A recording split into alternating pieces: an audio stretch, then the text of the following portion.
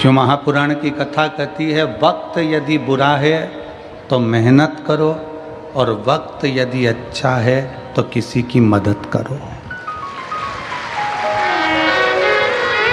अगर वक्त बुरा है तो मेहनत 4 गुनी बढ़ाइए, अपने परिश्रम को 4 गुना बढ़ाइए, अपनी मेहनत को 4 गुना बढ़ाइए, अपने परिश्रम को बढ़ाने का प्रयास करिए। खूब मेहनत करो, खूब परिश्रम करो, खूब मेहनत को आगे बढ़ाइए, खूब बढ़िए।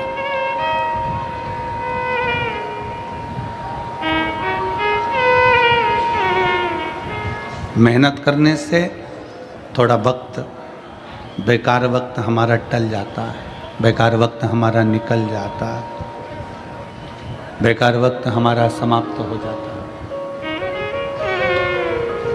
वक्त बुरा है, मेहनत करिए, और अगर वक्त अच्छा है तो किसी न किसी की मदद करने का प्रयास करो। किसी भूखे को भोजन, प्यासे को पानी, किसी बीमार की औषधि आदि का कार्य करने का प्रयास करिए। किसी भूखे को भोजन, प्यासे को पानी पिलवाइए, किसी की औषधि दिलाने का कार्य करिए, किसी के काम आने का प्रयास करिए। प्रयास करो कि किसी के आप काम आ जाए।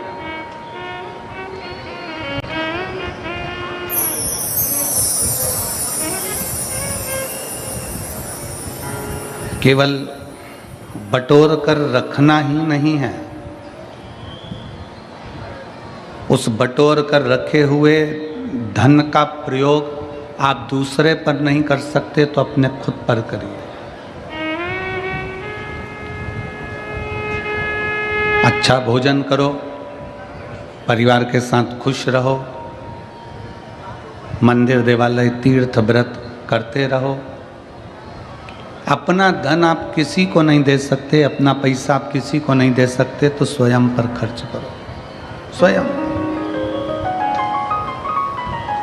चौकीदार बनकर जिंदगी मत जीना कि जोड़ जोड़ कर बेटों के लिए रख दिया, बहुएं आ गईं, वो अपनी मस्ती में खूब अच्छी जिंदगी जी रही, और तुम अपने मकान का ताला लगा रही, चाबी लगा रही, पेटी में ताला लगा रही, चाबी लगा रही, रसोई घर में बार बार झांक के आ रही, दुकान का पूछ रही, घर का पूछ रही, कैसा हुआ, व्यापार कैसा हुआ, घाटा तो नहीं लगा, दुख मन में बहुत हो रहा। बहुओं को ताला चाबी से रत्ती भर फर्क नहीं है, बहुओं को तुम्हारे ताला चाबी से कोई मतलब नहीं है। वो जानती है कि घर में एक चौकीदार बैठा है, घर के बूढ़े माँ बाप वो देखते रहेंगे, अपन घूमते रहेंगे।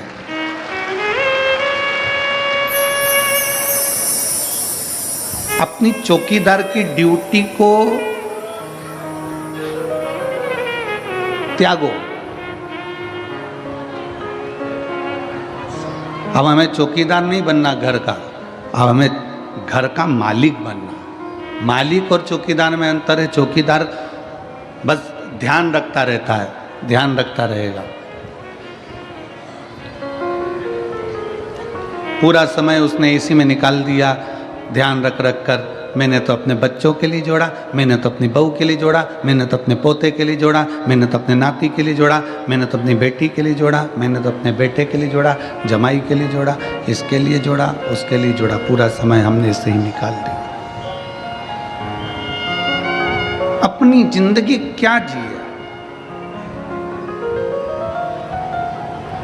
आपने अपना जीवन क्या जिया? कल एक कोई, वो हमारे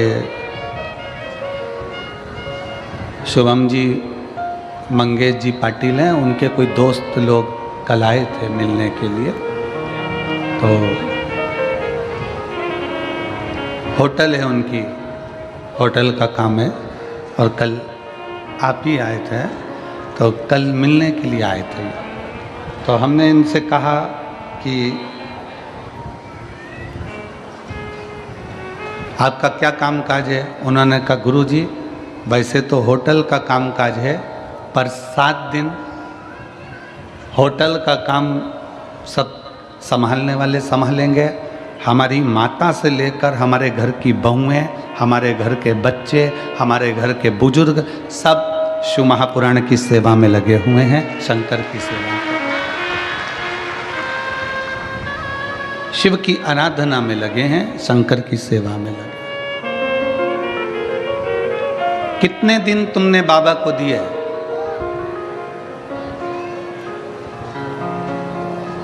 कितने दिन दिए बाबा को? शिव महापुराण के जम के बोलो 7 दिन।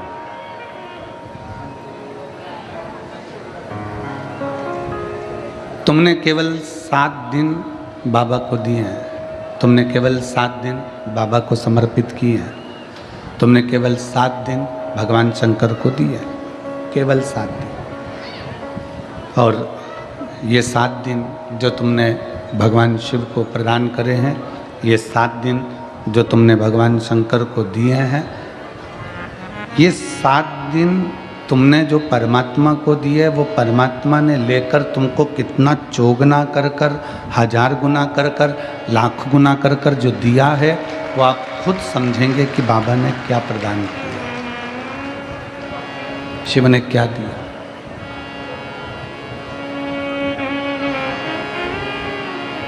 हम तो थोड़ा देते हैं। भगवान को तुमसे बहुत ज़्यादा की उम्मीद नहीं है और भगवान शंकर तुमसे बहुत ज़्यादा मांगते भी नहीं हैं। शिव जी आपसे ज़्यादा मांगते भी नहीं। बहुत ज़्यादा भोले बाबा को तुमसे चाहिए भी नहीं, कम। कल कथा में कहा कि तुलसी बाबा तो लिखते हैं आदि में पुनियार, बहुत कम आप देव।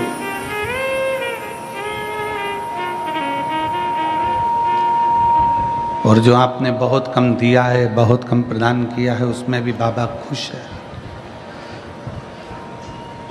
एक बड़ा भगोना भरकर सब्जी बनाओ, एक बहुत बड़ा भगोना भरकर सब्जी तैयार करिए। उसमें जीरा कितना डालते हो? भगोना भर के जम के तो बोलो नहीं। कितना? भगोना भर के सब्जी है तो इतना जीरा डाल दो। राई कितनी डालते हो? थोड़ी राई डालते। भगोना भर के सब्जी है, राई जीरा इतना सा डालो। नमक 1 बाल्टी नहीं। कितना डाला? थोड़ा सा नमक। अब ईमानदारी से बोलो, कोई तुमसे पूछे इतने से जीरे से क्या होगा, इतनी सी राई से क्या होगा, और इतने से नमक से क्या होगा? शिव महापुराण की कथा कहती है इतना सा जीरा, इतना सा राई, इतना सा नमक पूरी सब्जी में स्वाद ला देता है। उसी तरह 7 दिन की शिव पुराण पूरी जिंदगी में स्वाद ला देता है।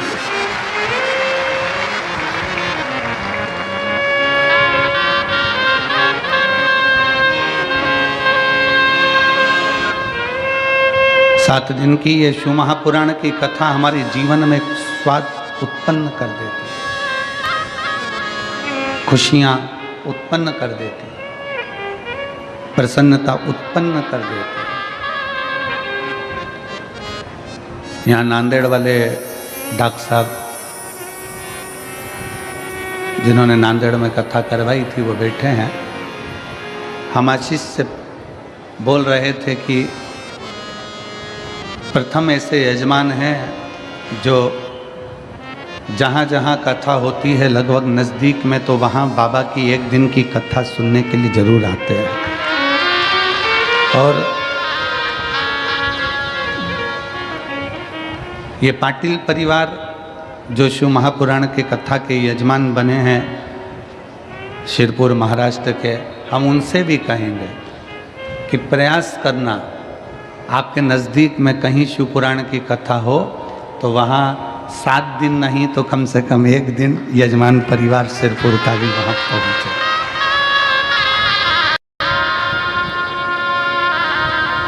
आप बाबा के परिवार के सदस्य हो,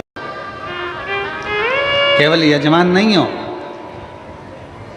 कुबेर भंडारी के परिवार के सदस्य हो, तो बाबा के परिवार के सदस्य हो। इसलिए प्रत्येक कथा में 1 दिन, आधा दिन, 15 मिनट, 20 मिनट, 25 मिनट, जैसा समय मिले वैसे जाना चाहिए। कथा सुनो,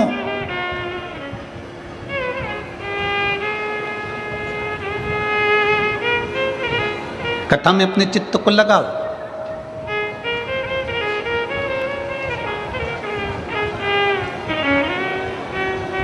जितनी सेवा बन सकती है शिव महापुराण के अंतर्गत उतनी सेवा करो। तुमको जो भगवान ने दिया है उसमें से थोड़ा ना थोड़ा भगवान शंकर की कथा में, भक्ति में समर्पित करो। जैसे सिरपुर महाराष्ट्र का सेन समाज, नाई समाज, जिसने निशुल्क दाढ़ी कटिंग की दुकान लगा कर रखी है और सबकी दाढ़ी कटिंग निशुल्क कर रहा है। सेन समाज, नाविक समाज,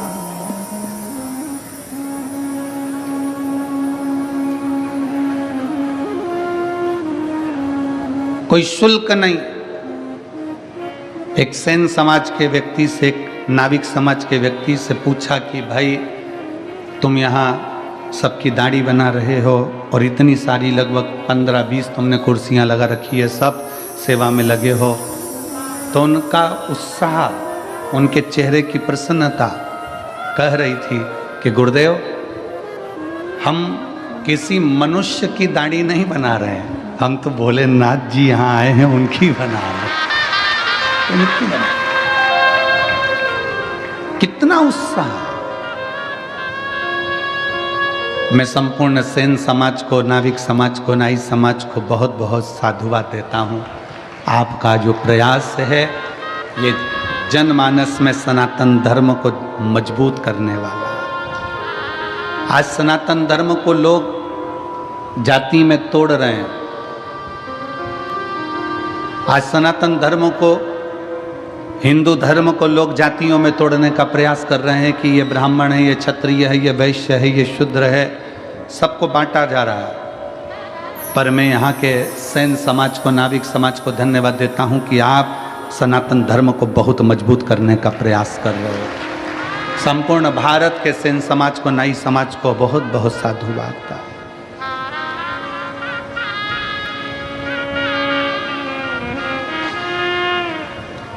आपकी जागरूकता होना चाहिए।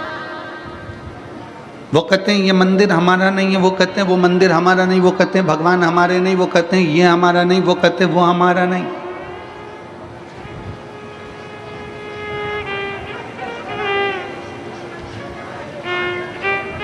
आज तक लोग केवल जातियों में बांटते रहे और कहते रहे कि हम ऊंचे, वो नीचा, वो बराबर, वो ऊंचा। आज तक किसी ने ये नहीं कहा कि 100 का नोट ब्राह्मण का है कि क्षत्रिय का है कि शूद्र का है कि वैश्य का है। वो 100 रुपये अगर शमशान में भी मिले हैं ना तो भी वो बनिया की दुकान पर चल जाते हैं, और बनिया की दुकान का भी 100 का नोट है तो शमशान में चल जाता है। वो 100 का नोट, उसमें कहीं पर भी ऐसा नहीं दिखा कि कहीं छुआछूत हो। उस 100 के नोट में कहीं ये देखा जाए कि ये हमारा जाति का नहीं है, ये हमारी समाज का नहीं है, ये अन्य धर्म का है या अन्य समाज का है, ये 100 के नोट में नहीं देखा।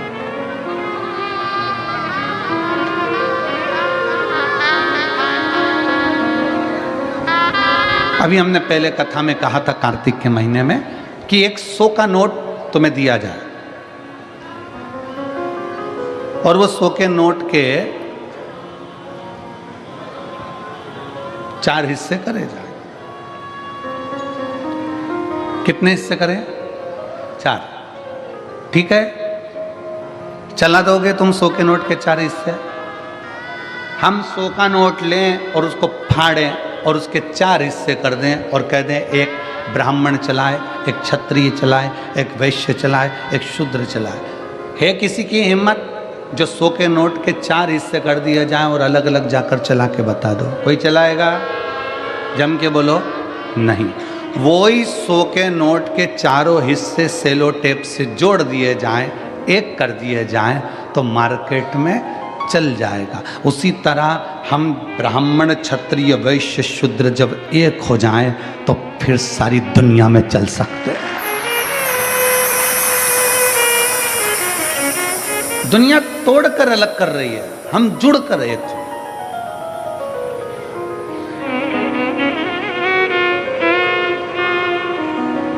कथा कहती है समय अच्छा नहीं है तो मेहनत 4 गुनी कर लो, अपनी मेहनत को बढ़ाओ,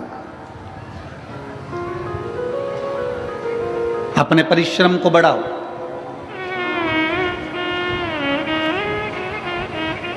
हमें याद है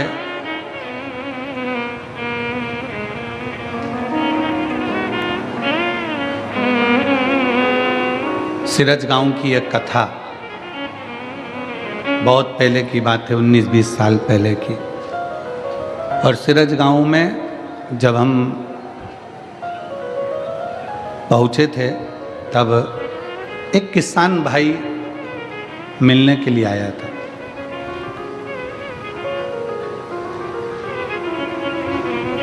और वो कपास की खेती करता था, उसको खेती को वहाँ पर कहते थे पीक लेना।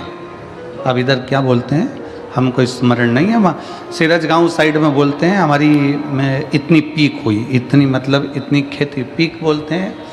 तो उस समय की बात है 19-20 साल पहले की, क्या हमारी ये पीक ऐसी हुई, वो पीक ऐसी हुई। तो वो व्यक्ति आकर बोला, गुरुजी मैं जितनी भी पीक लेता हूँ, मैं जितनी भी फसल लेता हूँ, मेरी फसल अच्छी आती नहीं है और मैं घाटे में जाता जा रहा हूँ, मैं डूबता चले जा रहा हूँ, मेरी फसल ठीक नहीं आ रही, मैं डूबता जा रहा हूँ, मैं घाटे में जाता जा रहा हूँ। हमने कहा क्या करते हो? गुरुजी मैं खुद तो फसल नहीं लेता, मैंने बटाई पर दे दी। बटाई पर मतलब मेहनत उसकी, आधा सामान उसका, आधा सामान हमारा। हमने कहा ठीक है, क्या चाहते हो? कहा गुरुजी अब की बार बस ऐसा कर दो कि उसमें अच्छी फसल हो जाए। तो हमने कहा अच्छी फसल हो जाए तो फिर एक काम करो, ये आधा आधा बंद करो, खुद बेलपत्री शंकर पर चढ़ी हुई लेना, शिव जी का चढ़ा जल लेना, पूरी खेती में जब बीज बोने के लिए जाए तब उस जल को छीट कर बाबा का नाम लेकर श्री शिवाय नमस्तुभ्यम बोल कर बो देना। अब उसने फसल लगाई, जो पीक आई, और पीक आने के बाद वो सीहोर गया और वहाँ जाकर बोला बाबा जी बड़ी कृपा करिए, अब की बार तो बाबा ने ऐसा कर दिया कि मुझे पूरा कर्जा चुकवा दिया, मेरा पूरा कर्जा चुक गया। हमने कहा कर्जा बाबा ने नहीं चुकाया, तू बटाई में ले रहा था, तुझे मालूम ही नहीं पड़ रहा था कितना आ रहा है, कितना जा रहा है, क्या कर रहा है, कितना जा रहा है। दवाई का पैसा ले लिया, खाद का पैसा ले लिया, बीज का पैसा ले लिया, सब कुछ पैसा लेने के बाद भी तुझे फसल में कुछ नहीं मिल रहा था। अब तूने जान लिया कि मैं मेहनत करूँगा, मेरी ज़मीन है, मैं 4 गुना परिश्रम करूँगा, तो बाबा ने तेरे को 8 गुना दिया और तेरा कर्जा भी चुका दिया। तेरी मेहनत, इसमें सियोर वाले बाबा का कुछ नहीं है, इसमें पंडित प्रदीप मिश्रा का कुछ नहीं, तेरी अपनी मेहनत, तेरा अपना परिश्रम। वक्त अच्छा नहीं है, मेहनत करिए, वक्त अच्छा है तो मदद करिए। जब अच्छा समय आ जाए आपका, जब आपका श्रेष्ठ समय आ जाए, श्रेष्ठ समय आपका चल रहा हो, तो प्रयास करो कि हम किसी की मदद कर सकें, हम किसी का सहयोग कर सकें। और मैंने तेरे ही भरोसे बाबा, तेरे ही भरोसे हवा बिच उड़ती जावानी, बाबा डोर में कटी जावानी, भोले मैं तेरी शंभु, मैं अपनी मेहनत को बढ़ा।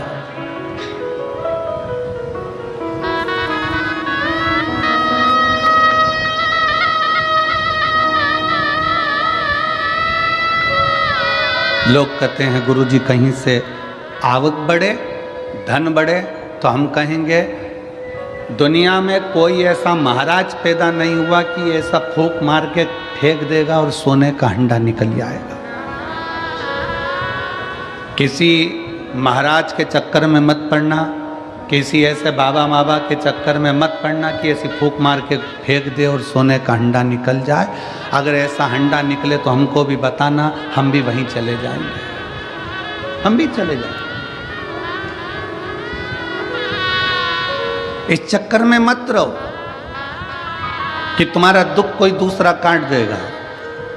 इस चक्कर में मत रहो कि तुम्हें करोड़ों का धन कोई लाकर दे देगा,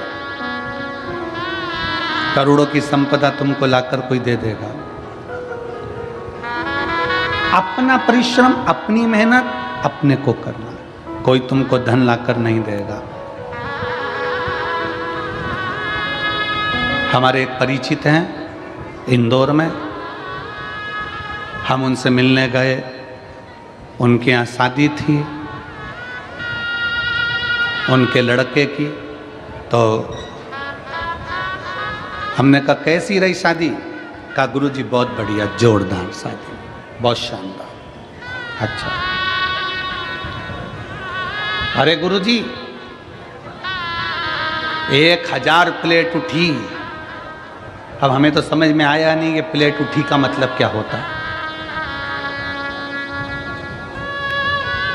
तुम जानते हो क्या? अरे बोलो तो जम के, जानते हो? मतलब 1000 प्लेट उठी मतलब 1000 आदमी आया। ठीक है, हाँ ठीक है, धन्यवाद, तुमने हमको समझाया। अरे गुरुजी, जिस दिन महिला संगीत था उस दिन 800 प्लेट उठी, और जिस दिन शादी थी उस दिन 1000 प्लेट उठी। हमने कहा क्या बात है साहब, बहुत बढ़िया। हमने कहा क्या जोरदार बात है कि शादी में कितनी प्लेट? जम के बोलो, 1000 प्लेट उठी, और महिला संगीत में 800 प्लेट उठी। हमने उनसे कहा विश्वकर्मा जी, आप कह रहे हो कि शादी में 1000 प्लेट उठी और महिला संगीत में 800 प्लेट उठी, जब बुरा वक्त आए तब ये 1000 और 800 लोगों के हाथ तुम्हारी मदद के लिए उठ जाएं तो समझ लेना कि प्लेट उठी। विश्वकर्मा जी, ये 1000 प्लेट उठी, तुम इतने खुश हो रहे हो? 800 प्लेट उठी, तुम इतने खुश हो रहे हो? 700 रुपए की प्लेट, 500 रुपए की प्लेट, 400 रुपए की प्लेट, आजकल कैटरिंग का ज़माना है तो 500 रुपए की प्लेट, 1000 रुपए की प्लेट, 1000 प्लेट उठी, 1000 लोग खाना खा कर गए, भोजन कर कर गए। 800 लोगों की प्लेट उठी, 800 लोग भोजन कर कर गए। प्लेट तो उठी, पर तुमने जो 1000 आदमी को खाना खिलाया, तुमने जो 800 लोगों को प्लेट उठी कर रहे हो, इतने लोगों को खाना खिलाया, जब अपने को जरूरत पड़े, अपनी जब दुख की घड़ी आए, तो ये 1000 और ये 800 के हाथ तुम्हारी मदद के लिए उठते हैं कि नहीं उठते, वो देखना। अब हम आपसे पूछते हैं, जो 1000 प्लेट उठी उसमें से कितने हाथ उठेंगे? उठेंगे क्या? किसी को 10 लाख की जरूरत है तो दे सकोगे? जम के बोलो जरा। 800 प्लेट उठी, जब उसको 5 लाख की जरूरत होगी तो 5 लाख रुपए जिसकी प्लेट उठी थी, इतने लोगों ने उठाई थी, वो 800 में से कोई 5 लाख लाकर देगा? नहीं, आपकी मेहनत आपको स्वयं करना पड़ेगी, आपका परिश्रम आपको स्वयं करना पड़ेगा। इसलिए निवेदन है, व्यर्थ का खर्चा बंद करो। ये 1000 प्लेट और ये 800 प्लेट की जगह कभी बन सके तो किसी गरीब को जाकर भोजन कराकर अपने बच्चों का विवाह करो। ये 800 प्लेट, 1000 प्लेट उठी और मालूम पड़े इतने कर्जे में पड़ गया कि एक दिन खुद ही उठ गया, और वह 800 और 1000 पड़ गए। कितनी खुशी है। पूरे सिरपुर वालों का चेहरा देखकर आज हमको भी प्रसन्नता हो रही है कि हमने हमारे धन का सदुपयोग करा और भंडारा चलाकर भूखों को भोजन कराया।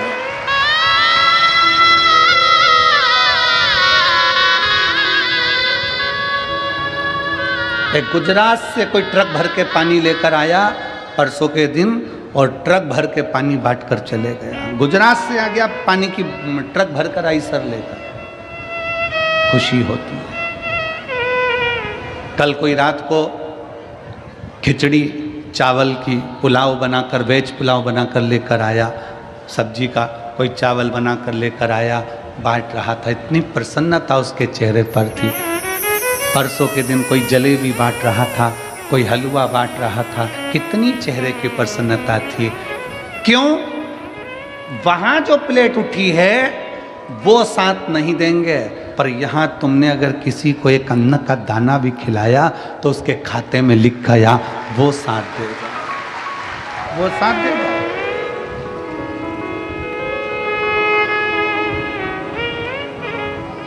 कौन आएगा अंत समय में? अंत समय प्रभु आना पड़ेगा, वचन दिया तो निभाना पड़ेगा। आए ना आए प्रभु कुटुंब कबीरा, अंत समय प्रभु आना पड़ेगा, वचन दिया तो निभाना पड़ेगा। 800 और 1000 प्लेट उठी शादी में। हमारा निवेदन है वो 1000 प्लेट उठाने में तुम्हारा 10-5 लाख रुपए खर्च हो गया। 800 प्लेट उठाने में तुम्हारा 5-8 लाख रुपए खर्च हो गया। हमारा निवेदन है वो 1000 प्लेट का, 800 प्लेट का थोड़ा बहुत अगर बचाते तो जो लड़की या लड़के की शादी हो रही है उसकी एक एफडी करवा कर रख देते, उसके दुख के समय में वो एफडी काम आ जाती, काम आ जाती। कितना भी खिला दो, शादी में कितना भी खिलाना, आखिरी में लोग बोलकर जाएंगे हराम का आ रहा था तो लुटा रहा है।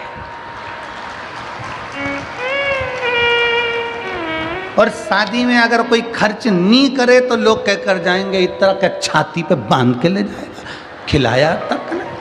ये दुनिया के लोग हैं, वहां पर लोग कहे बिना नहीं रह सकते। और शिव महापुराण की कथा में आप किसी भूखे को अगर मिर्ची का ठेसा और रोटी भी खिला रहे हो ना, वो स्वाद लेकर खाकर कहेगा भगवान तेरा भंडार भर कर रखे, तेरे पर कृपा कर।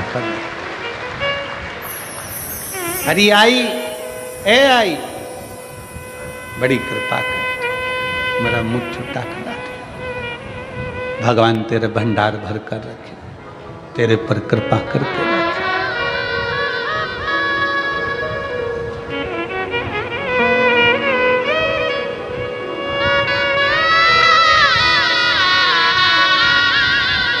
प्रयास करो।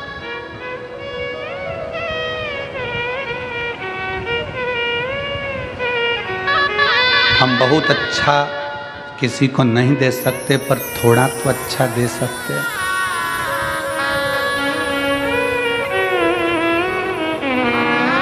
इसी सिरपुर की एक माँ, उसके कॉलोनी का तो हमको स्मरण नहीं है कि कौन सी कॉलोनी में रहती है, पर इसी सिरपुर की एक माँ रोज एक शॉल पहनकर आती है।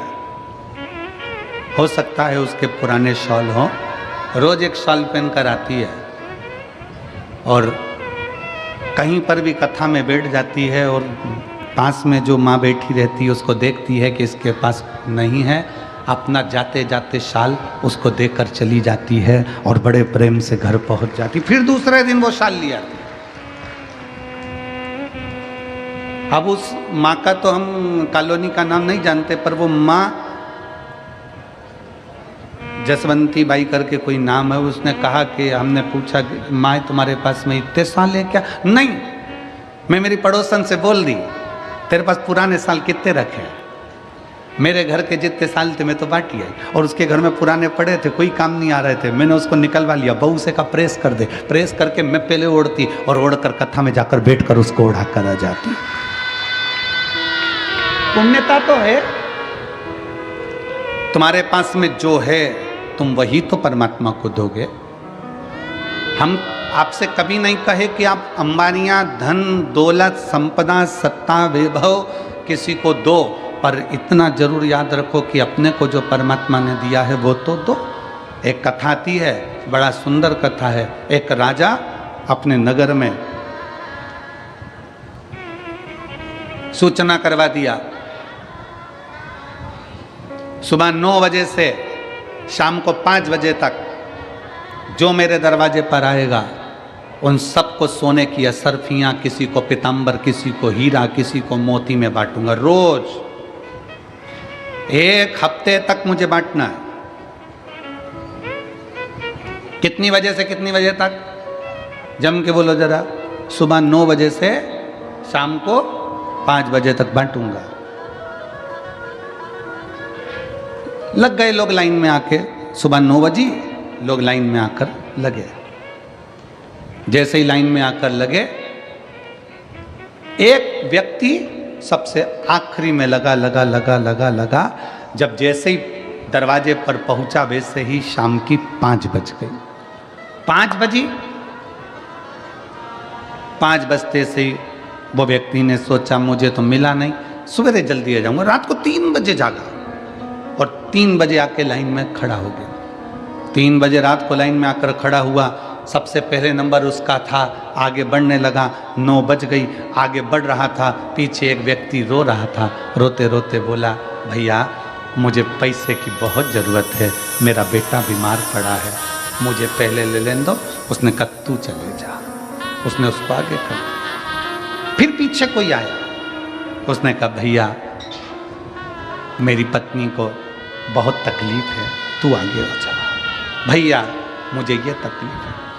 उसने सबको आगे कर दिया, वो पीछे रह गया। 5 बज गई, बंद हो गया दरबार। 5 बजे बंद हुआ। दूसरे दिन फिर वो सुबह आकर 3-4 बजे से खड़ा हो गया। आज तो मैं लेकर ही मानूंगा। फिर कोई पीछे आ गया, भैया मुझे जरूरत है, भैया मैं कर्जे में लदा लूँ, मैं ले आगे आ जा। फिर 5 बज गई। 5 दिन निकल गए। वो व्यक्ति आखिरी में 5 दिन तक असरफी लेकर नहीं जा सका। 6ठे दिन राजा का ध्यान गया कि ये रोज मांगने आता है और रोज दरवाजे पर खड़ा होता है। राजा ने उसको बुलाया, इधर आ, इधर आ।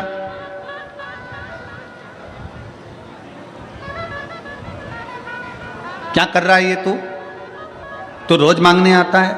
हाँ। अभी तक तुझे मिला नहीं? नहीं। क्या कर रहा है तू? ये कर रहा है जो आप कर रहे हो वो मैं कर रहा हूं। राजा ने कहा मैं तो सोना चांदी हीरा पन्ना बांट रहा हूं, तू मेरी होड़ कर रहा है। मैं सोना चांदी हीरा पन्ना बांट रहा हूं, तू क्या बांट रहा है? उसने कहा मैं अपनी वारी दान कर रहा हूं। मेरा अपना जो नंबर आता है, किसी को जरूरत पड़ती है तो मैं अपना नंबर उसको दे देता हूं, अपनी बारी उसको दे देता हूं। राजा ने पूछा अपना नंबर देना, अपनी बारी देना, ये कोई बात है? उसने कहा मेरे पास जो होगा वही तो दूंगा। मैं आगे खड़ा था, थोड़ा पीछे हट गया, उसको आगे कर दिया। इससे क्या होगा? राजा ने पूछा इससे क्या होगा? उसने कहा अब ये तो मेरा भोलेनाथ जाने कि क्या होगा। समय आया, समय पलटा। समय ऐसा पलटा, राजा को रोग हो गया, परीक्षा हुई। विद्वान ब्राह्मण बैठे, संत बैठे, साधु बैठे। नगर में कोई ऐसा व्यक्ति हो, क्योंकि राजा की कोई औलाद नहीं है, नगर में कोई ऐसा व्यक्ति हो जो बहुत विद्वान हो, उसी को राज सिंहासन पर बिठाना है।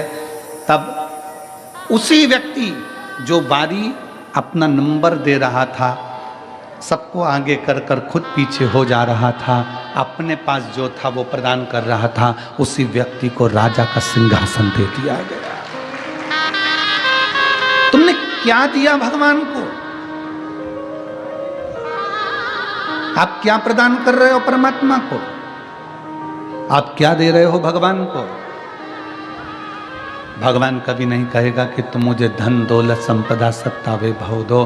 भगवान कहता है तुम्हारे पास में जो है, क्या है तुम्हारा?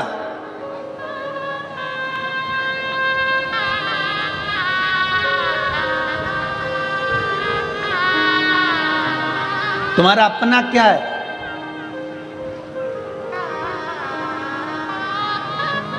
किसी ने कहा भगवान को वो दो जो तुम्हारा अपना है। जल तुम्हारा अपना है? जम के बोलो जरा।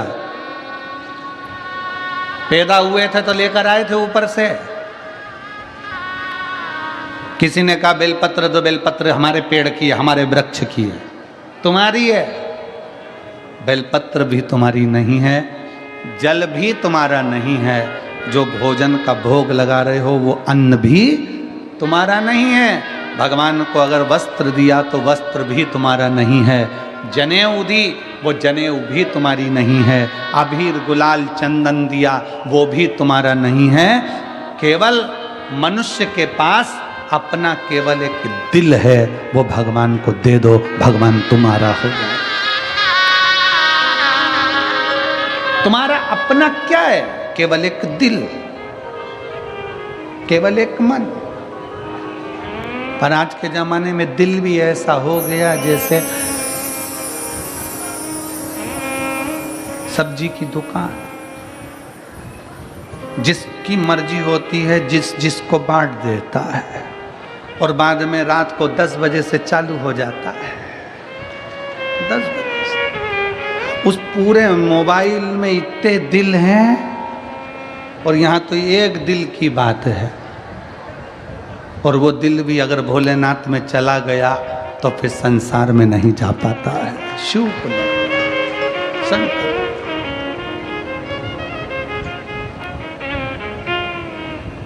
इतने लोग संसार में पड़े हुए हैं।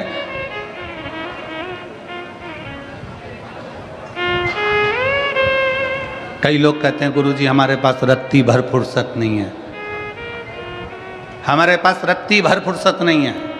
कोई कहता है गुरुजी हमारे पास इतना काम, हमें 1 मिनट की फुर्सत नहीं है। 1 मिनट की फुर्सत नहीं। तो फिर हमने कहा एक बात बताओ, तुम्हारे मोबाइल में डाटा है क्या? क्यों? हमारा वाईफाई कनेक्ट कर लो, उससे क्या होगा? हमने कहा हमारा मोबाइल चल जाएगा। अरे गुरुजी 1.5 GB डाटा पूरा की पूरा खत्म हो गया। 1.5 GB डाटा पूरा की पूरा खत्म हो गया। समझ लेना 1.5 GB डाटा भी अगर तुम्हारा रात होने से पहले पहले खत्म हो रहा है तो दुनिया के सबसे बेरोजगार व्यक्ति तुम ही हो। दुनिया के सबसे बेरोजगार व्यक्ति तुम हो कि 1.5 GB डाटा भी तुम्हारा रात होते होते खत्म हो जाता है, और तुम इतने फ्री हो कि दिन भर लोगों का जवाब देने में लगे हो। दिन भर लोगों का जवाब देने में लगे हो। 24 घंटे किसी ने एक मैसेज करा, मोबाइल में टुन टुन आवाज आई, इसने खोल के देखा, लिख के तुरंत भेज दिया। इतना फ्री, इतना फ्री कि 1.5 GB डाटा भी तेरा शाम होते होते खत्म हो गया। व्यस्त व्यक्ति उसको कहते हैं जो किसी का मैसेज देखने का भी समय ना हो, अगर टाइम मिलेगा तो फोन कर लेंगे, बस बात खत्म। समय होगा देख कितने फ्री हो, और कह रहे समय नहीं, समय कहाँ गया तुम्हारा? सुबह से उठते हो रात तक के समय में तुम अपना अंदाजा लगा कर बैठिए। एक इतनी सी डायरी लीजिए, उस डायरी में लिखना चालू करो कि आज 6 तारीख को मैंने सुबह से लेकर रात तक क्या क्या काम किया, मैंने कितनी बजे उठा उसका टाइम लिखो, इतनी बजे मैंने क्या करा। आखिर तुम लिखोगे तो ये लिखोगे मैं इतनी बजे उठा, ब्रश करा, पानी पिया, नाश्ता करा, भोजन करा, ये करा, वो करा। उस पूरी डायरी में ये नहीं मिलेगा कि तुमने अपने लिए करा क्या, परिवार के लिए करा क्या, मेहनत कौन सी करी, परिश्रम कौन सा करा, कितने घंटे का परिश्रम करा। जो हम विचार कर कर बोलते हैं, अपनी फाइल लेकर जाते हैं, पत्रिका लेकर जाते हैं, हाथ दिखाने जाते हैं, महाराज जी मेरा भाग्य पलट दो, महाराज जी मेरा भाग्य पलट दो। अरे भाग्य पलटने से अच्छा है, शिव महापुराण की कथा कहती है कि अपना परिश्रम का बल बढ़ाओ, संघर्ष बढ़ाओ, अपनी मेहनत बढ़ाओ, और जब मेहनत बढ़ाओगे तो फिर किसी के आगे जाकर नहीं कहना पड़ेगा कि मेरा भाग्य पलट दो, तुम दूसरे का भाग्य पलट कर रख दोगे। अपने परिश्रम को बढ़ाइए।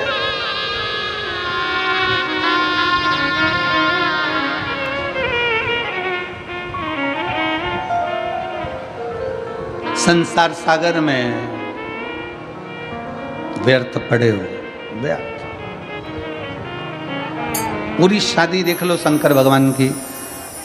शंकर भगवान की शादी में कितनी प्लेट उठी,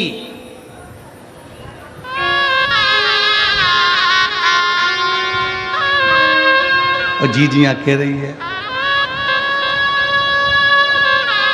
शंकर जी की शादी में कितनी प्लेट उठी।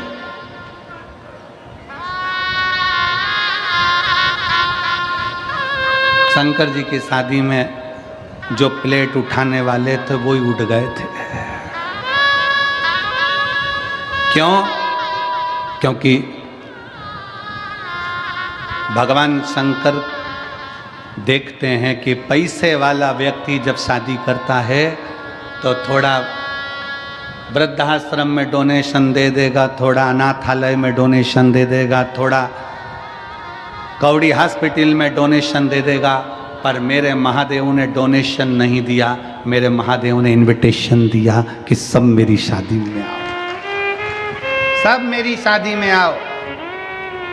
भूत, प्रेत, डाकनी, पिशाचनी, चुड़ैल, भयंकर, राक्षस, असुर, गंधर्व, देवता, नाग, सब मेरे विवाह में पहुंचो, सब पहुंचो।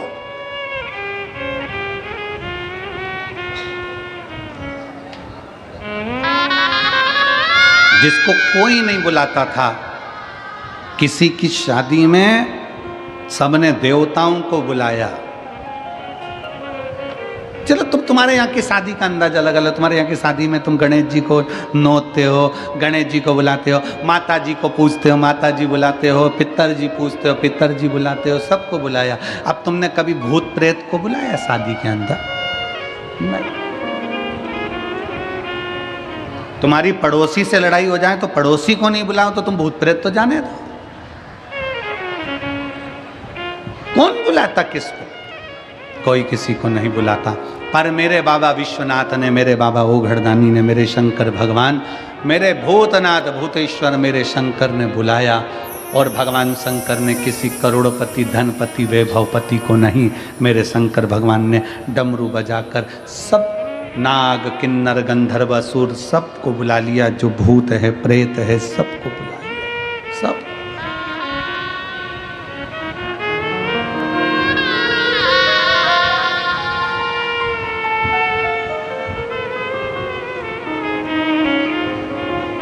हमसे भी लोग कहते हैं, गुरुजी इतना बड़ा कंठा का पंडाल लगता है, पंडाल भी छोटा पड़ जाता है, लोग धूप में बैठे रहते हैं, चिलचिलाती हुई गर्मी पड़ रही होती है, सब यहाँ वहाँ पूरा प्रांगण तुम्हारा भरा पड़ा रहता है। एक काम करा करो, थोड़ा कथा का एक काम करो, थोड़ा हम कथा करवाएं, मुंबई में हम कथा करवाएं, बेंगलोर में तो एक हॉल में VIP कथा करा देंगे, सब क्रीम लोग आएंगे। तो हमने कहा एक काम करो, क्रीम की लस्सी बना के पी जाओ।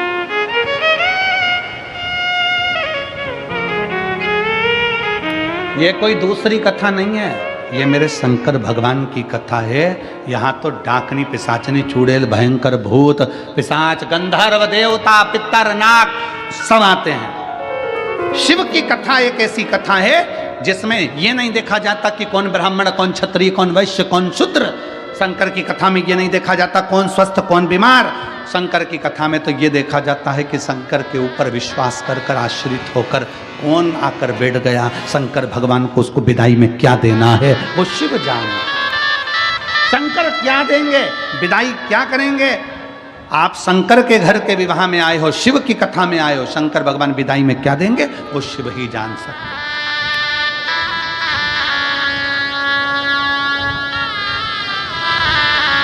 कौन जाने। शंकर जी की शादी में प्लेटें नहीं उठी, शंकर जी की शादी में तो पंगत हुई। पंगत पंगत जानते हो? अरे जम के तो बोलो जरा। हाँ, पत्रिका में लिखा जाता है स्वरुचि भोज। स्वरुचि भोज का मतलब बफेट, और नीचे लिखा रहता प्रतिभोज। प्रतिभोज का मतलब पंगत। घर के लोग पहले पत्रिका देखते हैं और देख के विचार करते हैं क्या लिखा है, तो क्या सुरुचि भोज, तो वो कहती मैं भी चलूंगी, वो कहते मैं भी चलूंगा। कहीं लिखा होता प्रतिभोज, तो कह देते हैं पापा जी तुम चले जाओ।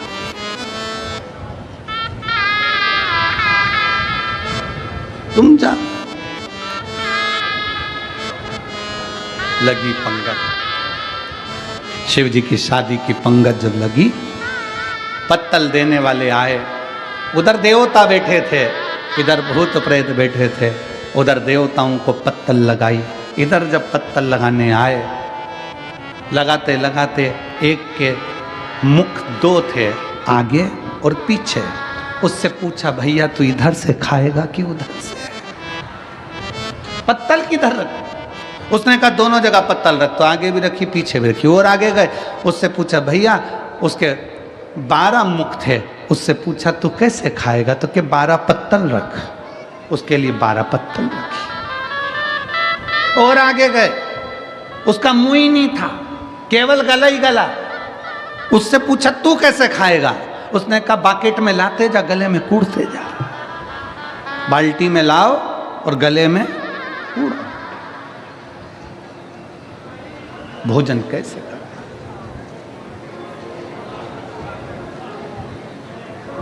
तब खबर पहुंची ब्रह्मा जी के पास में कि भोजन कैसे कराए। कोई कहता बाल्टी में लाकर कूड़ो, कोई कहता 12 पत्तल रखो, कोई कहता 2 पत्तल रखो, कोई कहता 4 पत्तल रखो। करें क्या? देवता बैठकर आराम से जीम रहे हैं, इन भूत चुड़ैले का लेकर करें? तो कहा एक काम करो, पत्तल का सिस्टम बंद करो, टेबल पर बर्तन भर भर के रखो, सबके हाथ में एक एक प्लेट दे दो और सारे भूत चुड़ैल को ग्राउंड में छोड़ दो, इनको खाने दो। नारद जी ने ब्रह्मा जी से पूछा कि जो बैठकर भोजन कर रहे हैं वो तो पंगत है, उसको देव भोज कहते हैं, और ये खड़े खड़े प्लेट में ले लेके खा रहे हैं, इसको क्या कहेंगे? तो कहा ये जो भूत चुड़ैल खा रहे हैं, इसी को आने वाले समय में कलयुग में बफेट कहेंगे। इसी को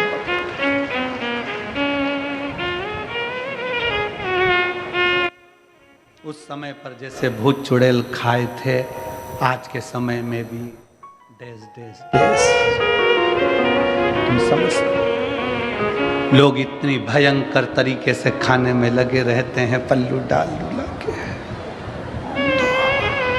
पूरी मुंह में लिपस्टिक, आंख नीली, बिंदी पीली, और गुलाब जामुन का साइज बड़ा। और देखे इधर से बच्चे करे मम्मी इतनी बड़ी गुलाब जामुन।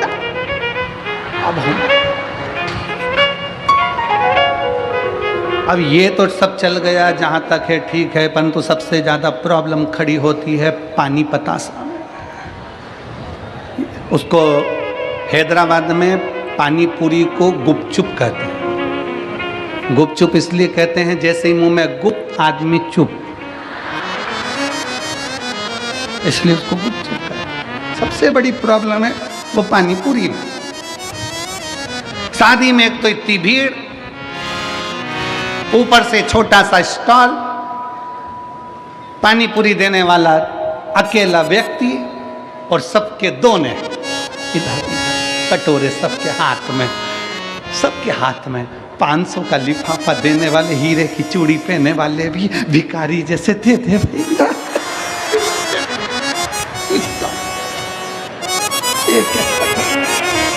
इतनी बड़ी शादी में अच्छे अच्छे करोड़पति को भिखारी बना दिया भैया। पानी पूरी वाला इधर दे भैया, इधर भैया, प्लीज प्लीज। एक पानी पूरी वाला पसीना पसीना हो रहा है, पाँव में खुजाल चल रही, क्योंकि रात का समय मच्छर खा गए, मच्छर। और पानी पूरी देना। खुजाल भी चल रही क्योंकि रात को गार्डन में मच्छर था। और इधर से खुजात आ जाए, इधर से पानी हिला के भर के वही जाते और पानी पूरी खा के जो बाहर निकली, पति के साथ मोटरसाइकिल पे बोली, पानी पूरी का स्वाद बहुत जोरदार था, ऐसा स्वाद तो घर नहीं आए क्योंकि घर में मच्छर नहीं खा। और क्या खा, स्वाद है, स्वाद।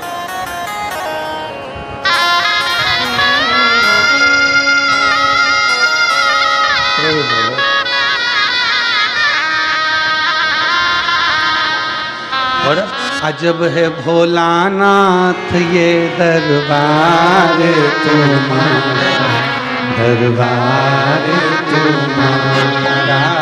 अजब है भोलानाथ ये दरबार तुम्हारा, दरबार तुम्हारा। भूत प्रेत नित करे चाकरी, सबका यहाँ गुजारा।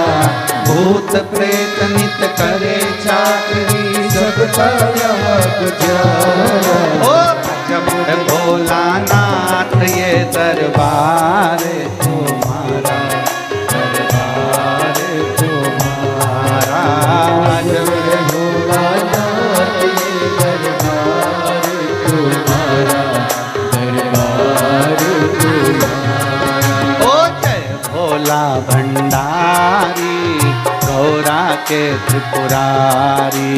जय भोला भंडारी, गौरा के त्रिपुरारी। ओ जय भोला भंडारी, गौरा के त्रिपुरारी। जय भोला भंडारी, गौरा के त्रिपुरारी। ओ रखियो लाज हमारी, गौरा के त्रिपुरारी। रखियो लाज हमारी, गौरा के त्रिपुरारी। ओ भूत प्रेत नित करे चाकरी, सबका यहाँ गुजारा। भूत प्रेत नित करे चाकरी, सबका यहाँ गुजारा। ओ अजब है भोलानाथ ये दरबार तुम्हारा, दरबार तुम्हारा। जय भोलानाथ ये दरबार तुम्हारा, दरबार तुम्हारा। शंभो।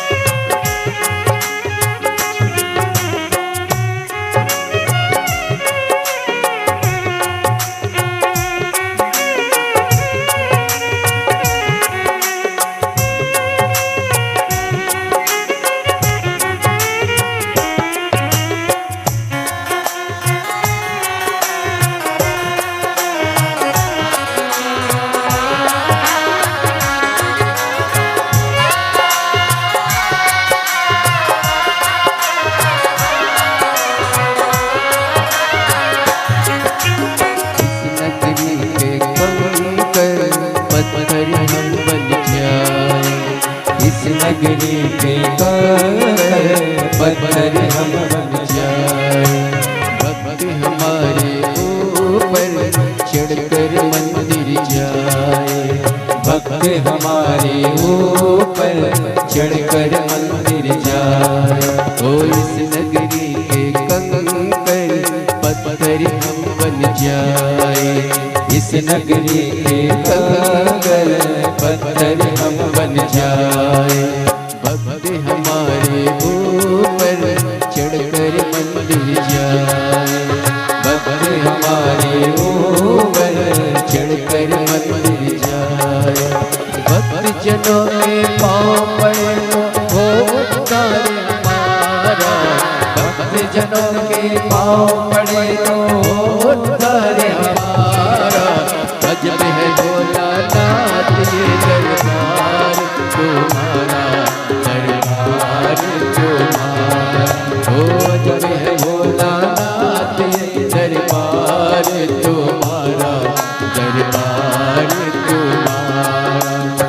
भूत प्रेत नित करे चाकरी सबका यहाँ गुजारा, भूत प्रेत नित करे चाकरी सबका यहाँ गुजारा। कभी भोलानाथ ये दरबार तुम्हारा, दरबार तुम्हारा। ओ अजब है भोलानाथ ये दरबार तुम्हारा, दरबार तुम्हारा।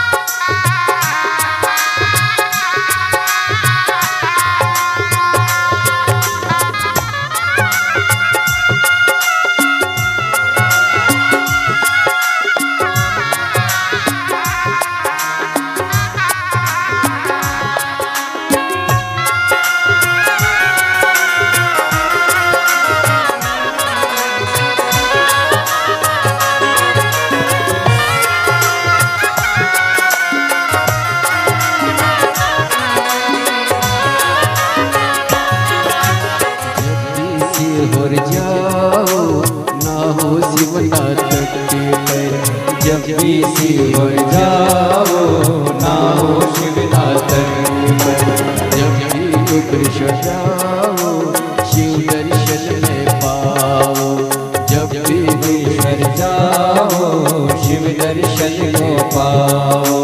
कुबेश्वर के दर्शन हो तो हो उद्धार हमारा, कुबेश्वर के दर्शन हो तो हो उद्धार हमारा। अजब है भोलानाथ ये दरबार तुम्हारा, दरबार तुम्हारा। ओ अजब है भोलानाथ ये दरबार तुम्हारा, दरबार तुम्हारा।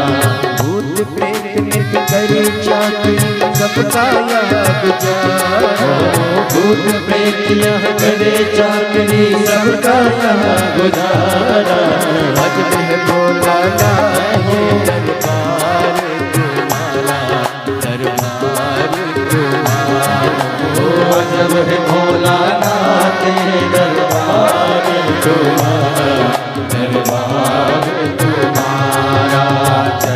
भोला भंडारी गौरा के त्रिपुरारी।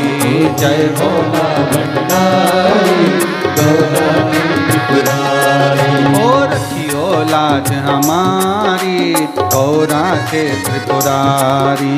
रखियो लाज हमारी गौरा के त्रिपुरारी। ओ भूत प्रेत नित करे चाकरी सबका यहाँ गुजारा। भूत प्रेत यहाँ करे चाकरी सबका यहाँ गुजारा। दरबार तुम्हारा दरबार तुम्हारा। जब भोलानाथ दरबार तुम्हारा दरबार तुम्हारा। जब भोलानाथ ये दरबार तुम्हारा दरबार तुम्हारा। जब भोलानाथ ये दरबार तुम्हारा दरबार तुम्हारा।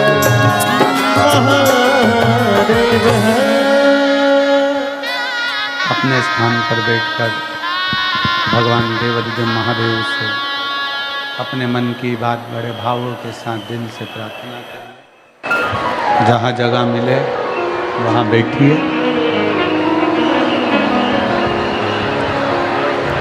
बहुत ज़्यादा संख्या में आज आप लोग आए हैं।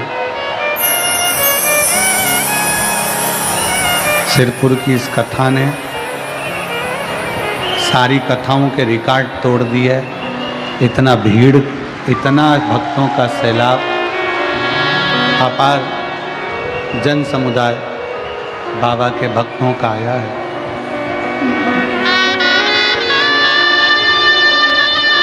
जहाँ जगह मिले वहाँ बैठकर भगवान शिव से अपने मन की बात बड़े भावों के साथ दिल से प्रार्थना करेंगे। सब भावों से बाबा को विनय करेंगे, बोलेंगे।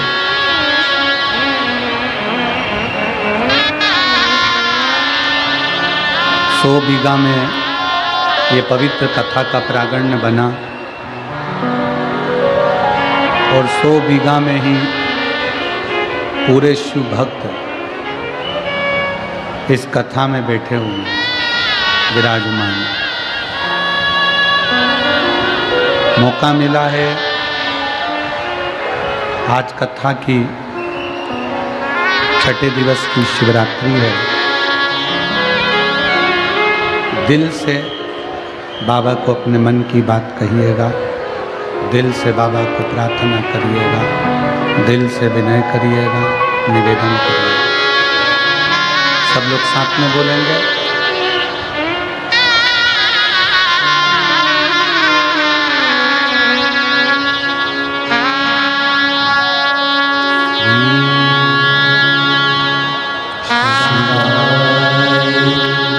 नमस्तु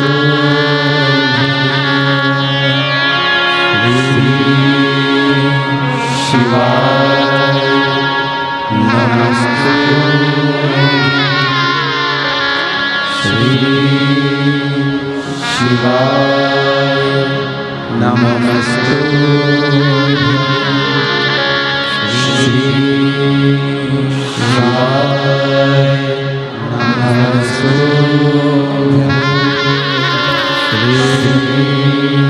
शिवाय नमस्तु। भोला सब दुख काटो हमारा, ओ भोला सब दुख काटो हमारा। शंकर जप तेरी माला, भोले बाबा जप तेरी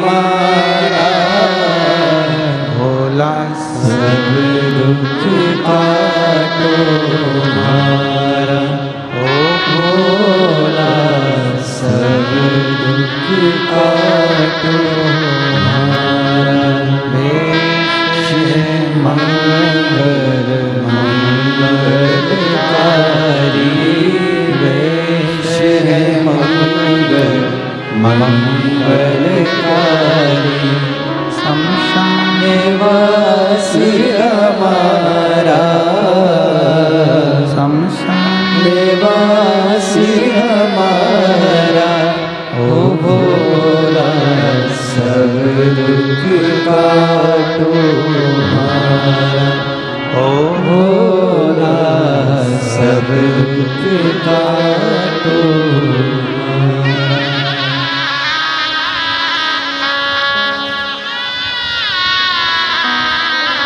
भगवान देवादिदेव महादेव शिव ओगरदानी शंकर की कथा कर रही है।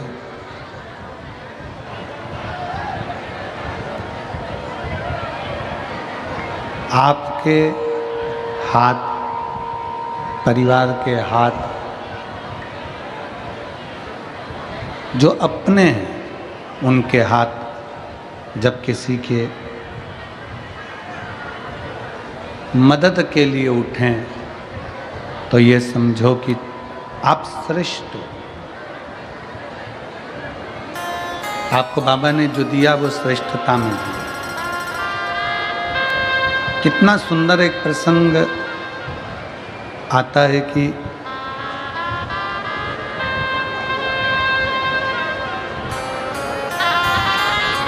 भगवान शंकर शादी करना नहीं चाह रहे थे। शिवजी तो अपने तप साधना में लीन थे। इतनी साधना भगवान भोलेनाथ जी कर रहे थे कि उनको विवाह करना ही नहीं था।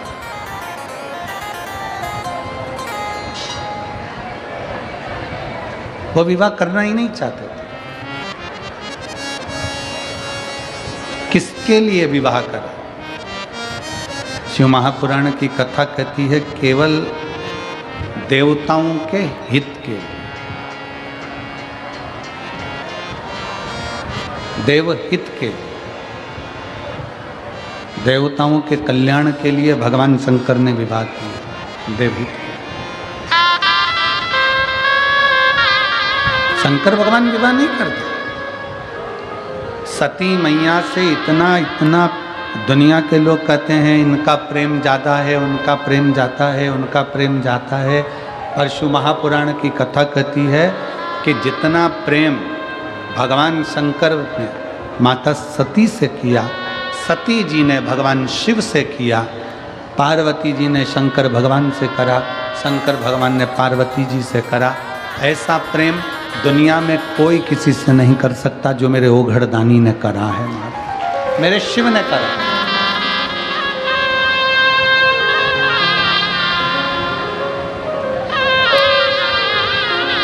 लोग कहते हैं गुरुजी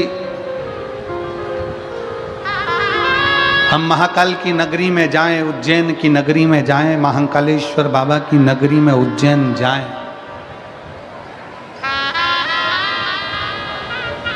हम महाकाल की नगरी उज्जैन में पहुंचे तो वहां से क्या क्या ला सकते हैं? कोई ने पूछा कि हम उज्जैन बाबा महाकाल की नगरी में जाएं तो वहां से क्या क्या ला सकते हैं? हमारी शिव महापुराण की कथा कहती है कि बाबा महाकाल की नगरी में जाओ, जो तुम्हें लेकर आना है सब लियाओ, मना नहीं है। पर एक बार जो मेरे महाकाल बाबा की नगरी में पहुंच जाता है वो अपना दिल वापस लेकर नहीं आ पाता है, दिल वहीं छूट जाता है।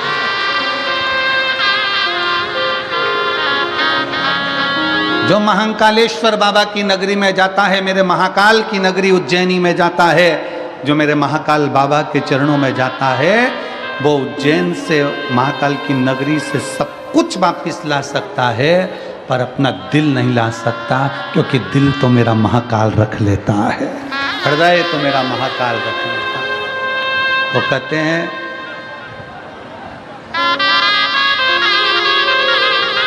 कि आगरा के पागल खाने में कोई चला जाए तो ठीक होकर आने की उम्मीद होती है, पर एक बार जो महाकालेश्वर बाबा की मस्ती में, उनकी बस्ती में और उनकी भक्ति में चला जाए तो वापिस आने का दिल ही नहीं करता, दिल ही नहीं करता। काल अधिपति महाकाल है। उसकी मस्ती, उसकी बस्ती और उसकी भक्ति तीनों श्रेष्ठ है, तीनों श्रेष्ठ।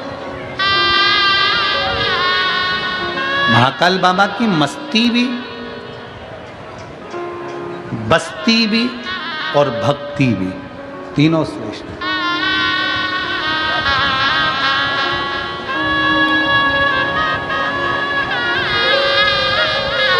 शिव तत्व कर रहा है। शंकर भगवान विवाह करने को तैयार नहीं थे, विवाह तो उन्होंने देवताओं के लिए करा। मेरे ओगड़दानी ने, मेरे शंकर भगवान ने विवाह स्वयं के लिए नहीं, देवहित के लिए करा।